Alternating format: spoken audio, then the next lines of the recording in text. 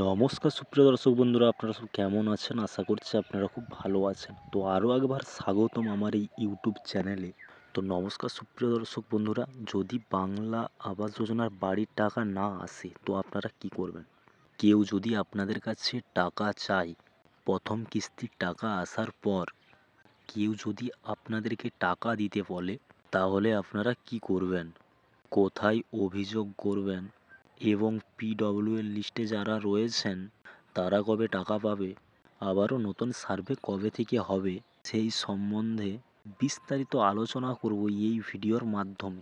সুপ্রিয় দর্শক বন্ধুরা, ভিডিওটি শুরু করার আগে আপনাদের কাছে রিকোয়েস্ট করব, আপনারা আমার এই ভিডিওটিতে একটি লাইক করে দিন এবং আপনারা যদি আমার চ্যানেলে নতুন হয়ে থাকেন তো চ্যানেলটিকে অবশ্যই সাবস্ক্রাইব করে দিন। আর যারা সাবস্ক্রাইব করে রেখেছেন তাদেরকে অসংখ্য ধন্যবাদ। তো সুপ্রিয় দর্শক বন্ধুরা, আপনাদের যদি বাড়ির টাকা না এসে থাকে, অর্থাৎ আপনাদের যদি ফাইনাল লিস্টে নাম থাকে কিন্তু আপনাদের এখনও বাড়ির টাকা আসেনি, তাহলে আপনারা কোথায় অভিযোগ করবেন বা কি করবেন? তো নমস্কার সুপ্রিয় দর্শক বন্ধুরা, আপনাদেরকে জানিয়ে রাখবো, যদি আপনাদের প্রথম এসএমএসটা এসে থাকে তো আমার চ্যানেলে একটা ভিডিও আছে, তো অবশ্যই আপনারা দেখে আসতে পারেন যে প্রথম এসএমএসটা কেমন এসেছে। আপনাদের প্রথম এসএমএস এসেছে কিন্তু আপনাদের বাড়ির টাকা এখনও আসেনি, তাহলে আপনাদেরকে আমি বলবো যে আপনারা একবার ব্যাংকে যান, ব্যাংকে যেয়ে একটু দেখে আসুন আপনাদের প্রবলেমটা কোথায় এবং ব্যাংকে যেয়ে আপনারা যোগাযোগ করুন। ব্যাংকে যেয়ে দেখুন আপনার সমস্ত কেওয়াইসি করা আছে কি না, আপনার ব্যাংকের সাথে আধার কার্ড, প্যান কার্ড এবং মোবাইল নাম্বার লিঙ্ক করা আছে কি না, এটা একবার আপনি চেক করে নিন। যে তারপরেও যদি আপনার সুরাহা না হয়, তাহলে প্রথমেই আপনারা ব্লকে এবং আপনাদের পঞ্চায়েত অফিসে যোগাযোগ করুন।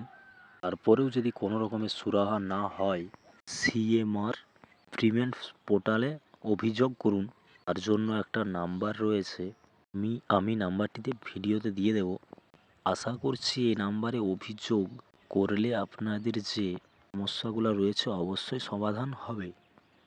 এবং আপনাদের যে প্রথম কিস্তির টাকা আসার পরে যদি কেউ টাকা চায় বা অনেককেই টাকা চেয়েছে, সেরকম কমেন্ট আছে আমার কাছে, তো মুখ্যমন্ত্রী মমতা ব্যানার্জি ঘোষণা করেছিলেন, এরকম কোনো অসাধু ব্যক্তি প্রথম কিস্তির টাকা আসার পরে যদি টাকা চায়, সেই ক্ষেত্রে আপনারা থানায় যেয়ে অভিযোগ করতে পারেন, অথবা আপনাদের যে স্ক্রিনে সিএমআর অফ গিভেন পোর্টালে নাম্বারটি আমি আমার নিচের ডেসক্রিপশন বক্সে দিয়ে দেব, আপনারা অবশ্যই ওখান থেকে ফোন করবেন এবং অভিযোগ জানাবেন।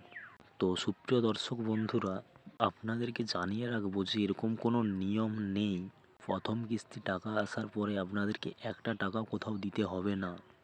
তাই কেউ যদি আপনাদেরকে টাকা চায় তো টাকা দেবে না, কারণ মুখ্যমন্ত্রী মমতা ব্যানার্জি এই ঘোষণাটা উনি করেছেন।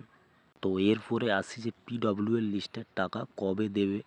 প্রত্যেকটি বাংলা আবাস যোজনার আধিকারিকরা পিডব্লিউএল লিস্টে নাম লিখিয়েছিলেন, অর্থাৎ যাদের নাম পিডব্লিউএল লিস্টে ছিল, অর্থাৎ পার্মানেন্ট ওয়েটিং লিস্টে ছিল, তারা কবে টাকা পাবে? পিডব্লিউএল লিস্টের টাকা আপনারা খুব শীঘ্রই পেতে চলেছেন। এরকম নয় যে আপনাদেরকে টাকা দেওয়া হবে না। এইবারে আবাস যোজনার প্রথম কিস্তির টাকা দেওয়ার সময় অনেক পিডব্লিউএল উপভোক্তাদেরকে টাকা দেওয়া হয়েছে, এরকমই কমেন্ট আমাকে আমার ভিডিওতে অনেক করেছিলেন, তো ওনারা টাকা পেয়েছেন। তো সুপ্রিয় দর্শক বন্ধুরা, বাংলা আবাস যোজনা প্রথম কিস্তিতে 12 লক্ষ উপভোক্তাকে বাড়ি করার জন্য 1,20,000 টাকা করে দেওয়া হয়েছে। এরপর যে 2025 সালের সামনের মে মাসে আরও 8 লক্ষ উপভোক্তাকে বাড়ি তৈরি করার জন্য 1,20,000 টাকা দেওয়া হবে। তো সুপ্রিয় দর্শক বন্ধুরা, এর মধ্যে যে পিডব্লিউএল লিস্টে যাদের নাম রয়েছে তারাও কিন্তু টাকা পাবেন, কারণ এইবারে যে নতুন সার্ভে হতে চলেছে, জানুয়ারি থেকে ফেব্রুয়ারি মাসের মধ্যে নতুন সার্ভের কাজ চালু হবে এরকমটাই জানিয়েছে, বা অনেক অনেক এলাকায় চালু হয়ে গেছে এবং জানুয়ারি এবং ফেব্রুয়ারি মাসে কমপ্লিট করে দিতে হবে এরকমটাই জানিয়েছেন। সার্ভে করা কমপ্লিট হয়ে যাওয়ার পরে তার সাথে পিডব্লিউএল যে লিস্টে যাদের নাম রয়েছে সবকে মিশিয়ে 1,20,000 টাকা করে দেওয়া হবে। 8 লক্ষ উপভোক্তাকে টাকা দেওয়ার কাজ শুরু করবেন। তো আশা করছি আপনাদের যাদের পিডব্লিউএল লিস্টে নাম রয়েছে আপনারা খুব শীঘ্রই সামনের মে মাসে টাকা পেতে চলেছেন, অর্থাৎ বাকি যেগুলো রয়ে যাবে তারা কিন্তু সামনের ডিসেম্বর মাসে তারাও টাকা পেয়ে যাবেন। তো বন্ধুরা, আশা করছি আপনাদেরকে আমি ঠিক ইনফরমেশান দিতে পেরেছি। তো আমার চ্যানেলে নতুন হয়ে থাকেন তো চ্যানেলটিকে অবশ্যই সাবস্ক্রাইব করবেন, যারা সাবস্ক্রাইব করে রেখেছেন তাদেরকে অসংখ্য ধন্যবাদ।